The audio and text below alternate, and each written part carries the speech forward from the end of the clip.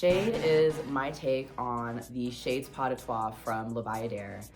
I always thought this rep was beautiful and stunning. The Shades are these dream creatures that Prince Solor imagines after Nakia passes, and I feel as though they kind of represent my ideal of femininity in ballet. There's a play on words with the name Shade. In the queer community, the word is kind of like an underhanded insult. It's often a nonverbal way of kind of like checking someone, but it's usually said amongst friends, like out of love and out of a need for survival. It's kind of like a cue of like, you need to get this together so that way you'll be safe when you go into the world. And I find that there's a really shady culture in ballet, so I wanted to use this repertory to kind of critique that in a fun way. The piece follows the structure of the pas de trois, so all three dancers move together, they each have a variation, and then it ends with a coda, which is a big celebration. They start off in this more shady place, and then after each having a chance to shine, a chance to show themselves as they are, and a chance to see one another, they end up in a place of really celebration and true camaraderie. And keeping in the drag tradition, we will have a reveal.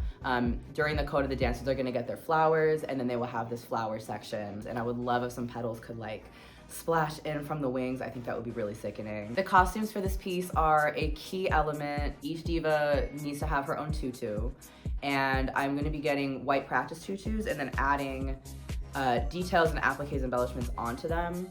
And then they will each also have their own unique tops that they will all stand out, but it will still look cohesive. And I'm making a headpiece to imitate the Shades headpiece where it connects to the wrist, elbow, and their head with rhinestone like chain.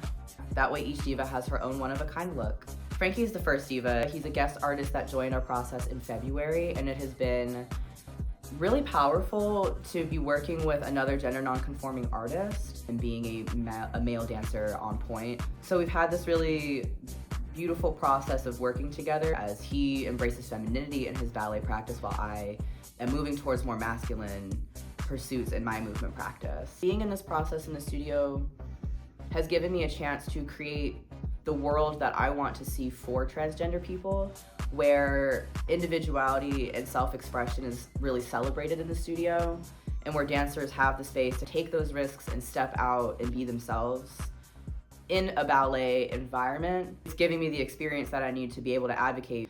I feel as though if I'm able to imagine the world that I want to live in, I'll have a much easier time asserting that and advocating for myself as I move down this path. Without further ado, please enjoy Shade.